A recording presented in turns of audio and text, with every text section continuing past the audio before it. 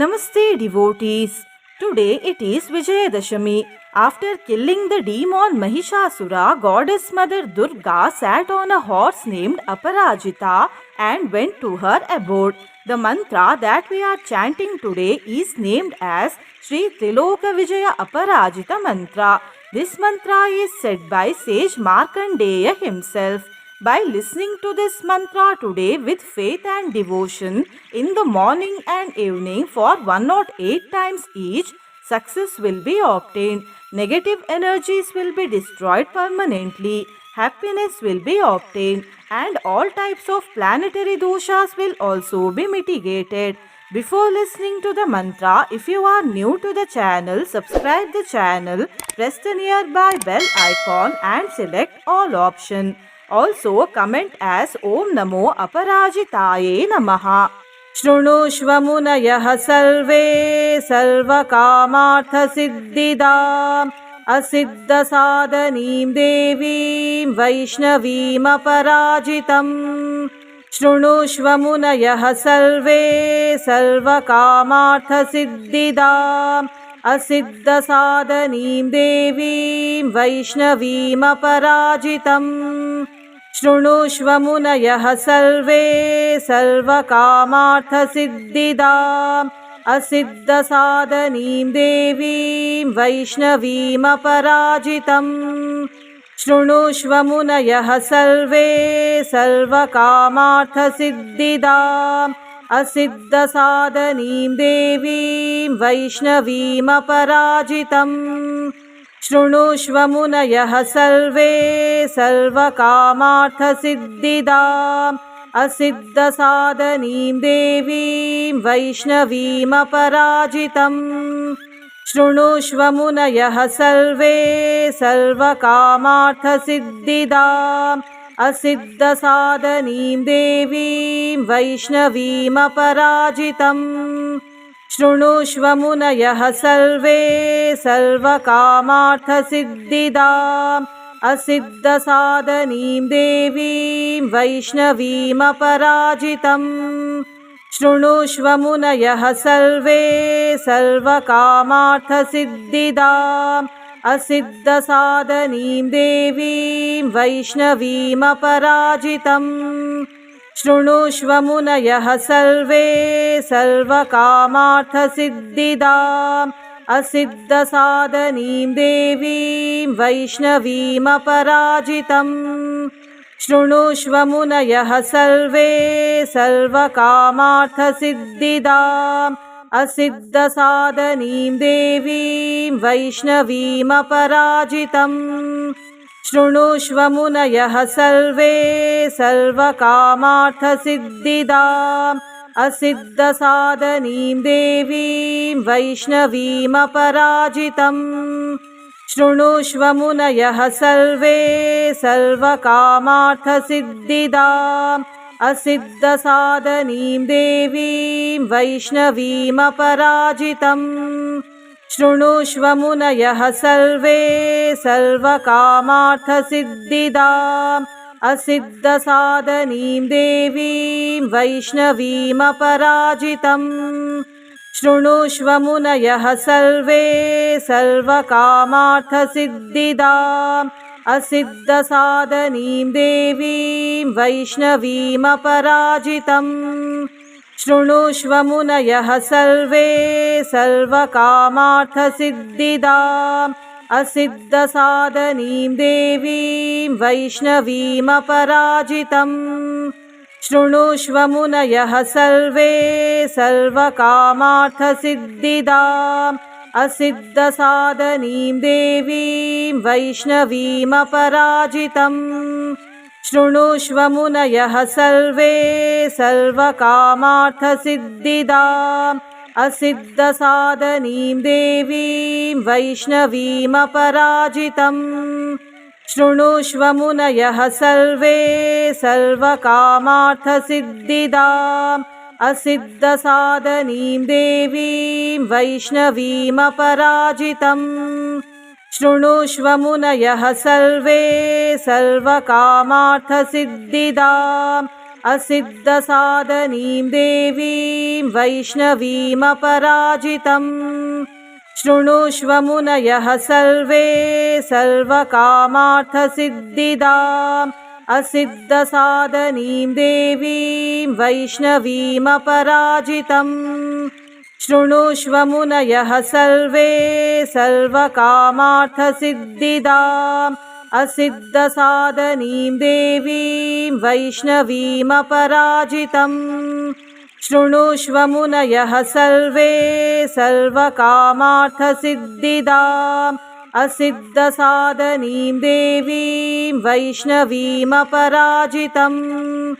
शृणुष्व मुनयः सर्वे सर्वकामार्थसिद्धिदाम् असिद्धसाधनीं देवीं वैष्णवीमपराजितम् शृणुष्व मुनयः सर्वे सर्वकामार्थसिद्धिदाम् असिद्धसाधनीं देवीं वैष्णवीमपराजितम् शृणुष्व मुनयः सर्वे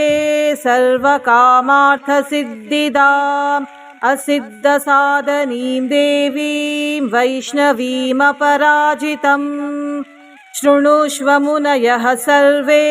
सर्वकामार्थसिद्धिदाम् असिद्धसाधनीं देवीं वैष्णवीमपराजितम् शृणुष्व मुनयः सर्वे सर्वकामार्थसिद्धिदाम् असिद्धसाधनीं देवीं वैष्णवीमपराजितम् शृणुष्व मुनयः सर्वे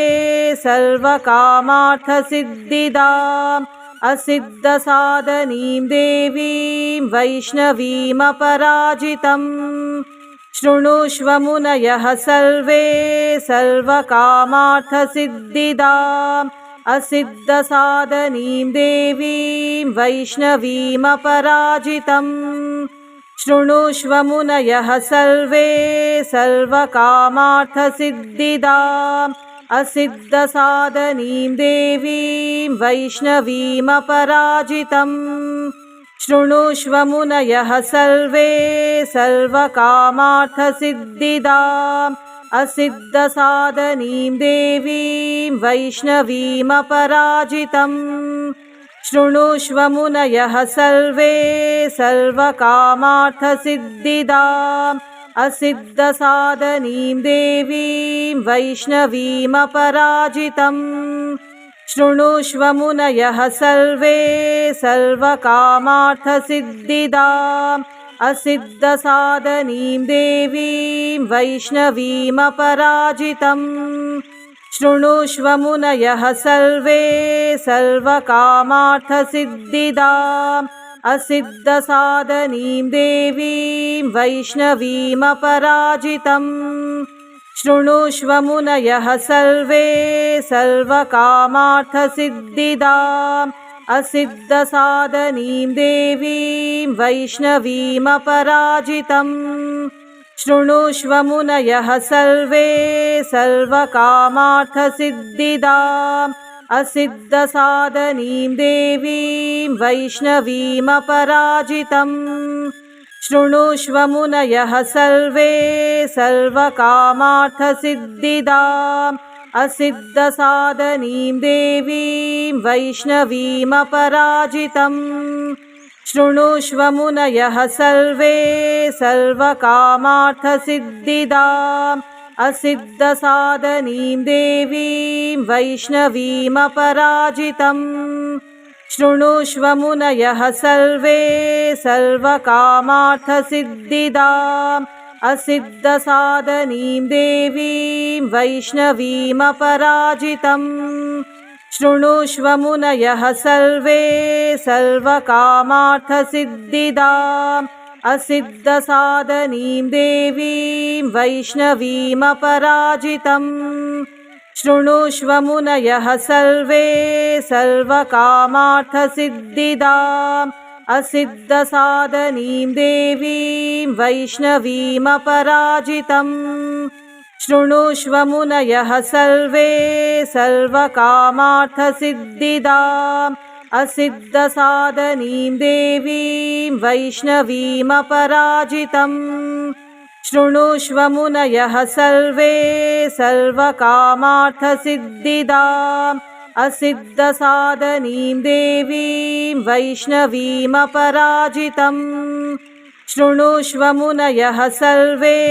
सर्वकामार्थसिद्धिदाम् असिद्धसाधनीं देवीं वैष्णवीमपराजितम् शृणुष्व मुनयः सर्वे सर्वकामार्थसिद्धिदाम् असिद्धसाधनीं देवीं वैष्णवीमपराजितम् शृणुष्व मुनयः सर्वे सर्वकामार्थसिद्धिदाम् असिद्धसाधनीं देवीं वैष्णवीमपराजितम् शृणुष्व मुनयः सर्वे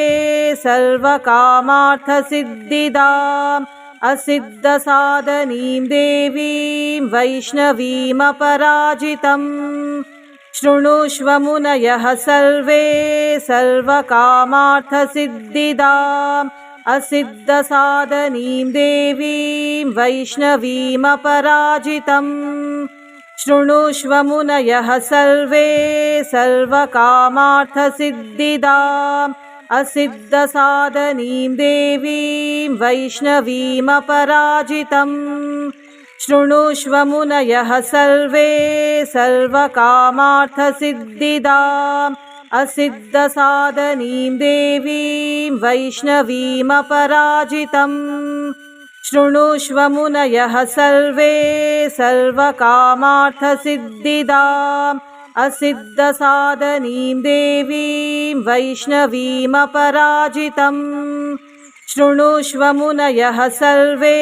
सर्वकामार्थसिद्धिदाम् असिद्धसाधनीं देवीं वैष्णवीमपराजितम् शृणुष्व मुनयः सर्वे सर्वकामार्थसिद्धिदाम् असिद्धसाधनीं देवीं वैष्णवीमपराजितम् शृणुष्व मुनयः सर्वे सर्वकामार्थसिद्धिदाम् असिद्धसाधनीं देवीं वैष्णवीमपराजितम् शृणुष्व मुनयः सर्वे सर्वकामार्थसिद्धिदाम् असिद्धसाधनीं देवीं वैष्णवीमपराजितम् शृणुष्व मुनयः सर्वे सर्वकामार्थसिद्धिदाम् असिद्धसाधनीं देवीं वैष्णवीमपराजितम्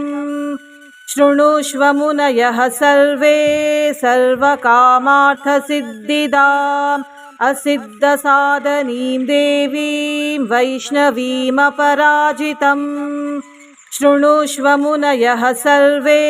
सर्वकामार्थसिद्धिदाम् असिद्धसाधनीं देवीं वैष्णवीमपराजितम् शृणुष्व मुनयः सर्वे सर्वकामार्थसिद्धिदाम् असिद्धसाधनीं देवीं वैष्णवीमपराजितम् शृणुष्व मुनयः सर्वे सर्वकामार्थसिद्धिदाम् असिद्धसाधनीं देवीं वैष्णवीमपराजितम् शृणुष्व मुनयः सर्वे सर्वकामार्थसिद्धिदाम् असिद्धसाधनीं देवीं वैष्णवीमपराजितम् शृणुष्व मुनयः सर्वे सर्वकामार्थसिद्धिदाम् असिद्धसाधनीं देवीं वैष्णवीमपराजितम् शृणुष्व मुनयः सर्वे सर्वकामार्थसिद्धिदाम् असिद्धसाधनीं देवीं वैष्णवीमपराजितम् शृणुष्व मुनयः सर्वे सर्वकामार्थसिद्धिदाम् असिद्धसाधनीं देवीं वैष्णवीमपराजितम् शृणुष्व मुनयः सर्वे सर्वकामार्थसिद्धिदाम् असिद्धसाधनीं देवीं वैष्णवीमपराजितम् शृणुष्व मुनयः सर्वे सर्वकामार्थसिद्धिदाम् असिद्धसाधनीं देवीं वैष्णवीमपराजितम् शृणुष्व मुनयः सर्वे सर्वकामार्थसिद्धिदाम् असिद्धसाधनीं देवीं वैष्णवीमपराजितम् शृणुष्व मुनयः सर्वे सर्वकामार्थसिद्धिदाम् असिद्धसाधनीं देवीं वैष्णवीमपराजितम् शृणुष्व मुनयः सर्वे सर्वकामार्थसिद्धिदाम् असिद्धसाधनीं देवीं वैष्णवीमपराजितम् शृणुष्व मुनयः सर्वे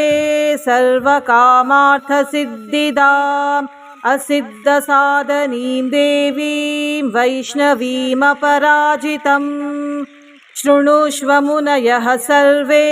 सर्वकामार्थसिद्धिदाम् असिद्धसाधनीं देवीं वैष्णवीमपराजितम् शृणुष्व मुनयः सर्वे सर्वकामार्थसिद्धिदाम् असिद्धसाधनीं देवीं वैष्णवीमपराजितम् शृणुष्व मुनयः सर्वे सर्वकामार्थसिद्धिदाम् असिद्धसाधनीं देवीं वैष्णवीमपराजितम् शृणुष्व मुनयः सर्वे सर्वकामार्थसिद्धिदाम् असिद्धसाधनीं देवीं वैष्णवीमपराजितम् शृणुष्व मुनयः सर्वे सर्वकामार्थसिद्धिदाम् असिद्धसाधनीं देवीं वैष्णवीमपराजितम् शृणुष्व मुनयः सर्वे सर्वकामार्थसिद्धिदाम् असिद्धसाधनीं देवीं वैष्णवीमपराजितम् शृणुष्व मुनयः सर्वे सर्वकामार्थसिद्धिदाम् असिद्धसाधनीं देवीं वैष्णवीमपराजितम् शृणुष्व मुनयः सर्वे सर्वकामार्थसिद्धिदाम् असिद्धसाधनीं देवीं वैष्णवीमपराजितम्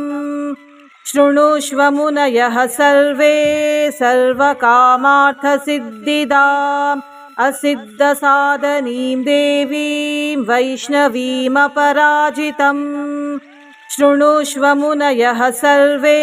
सर्वकामार्थसिद्धिदाम् असिद्धसाधनीं देवीं वैष्णवीमपराजितम्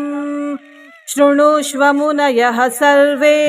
सर्वकामार्थसिद्धिदाम् असिद्धसाधनीं देवीं वैष्णवीमपराजितम्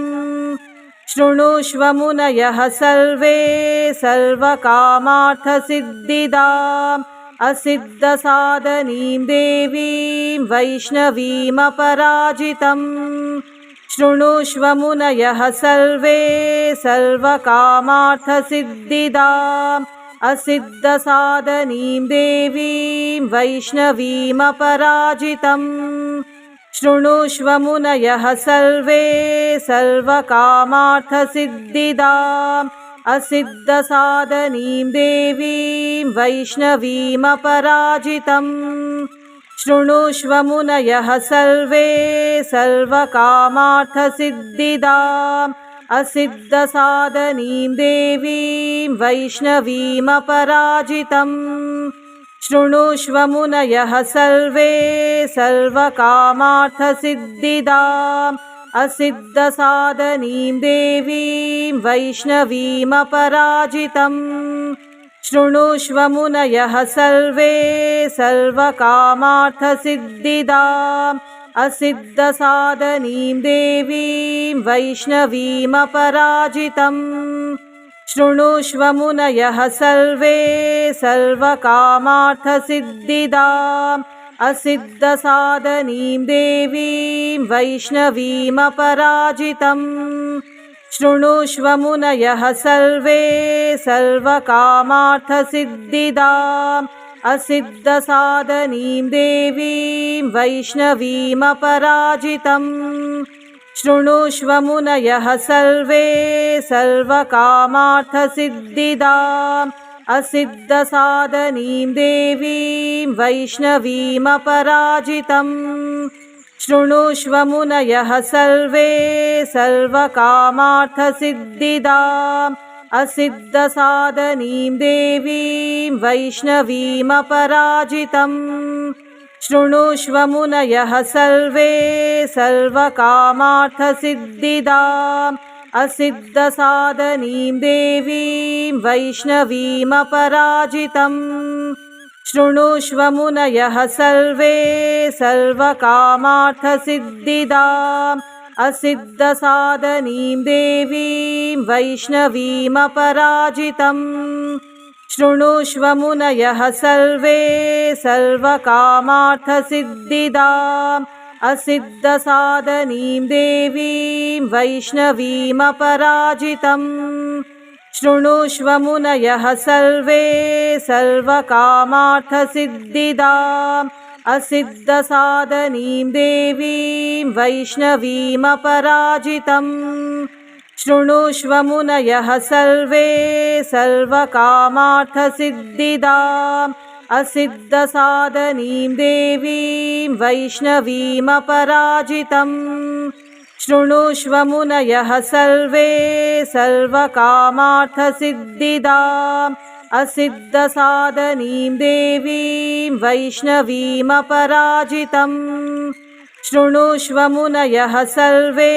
सर्वकामार्थसिद्धिदाम् असिद्धसाधनीं देवीं वैष्णवीमपराजितम्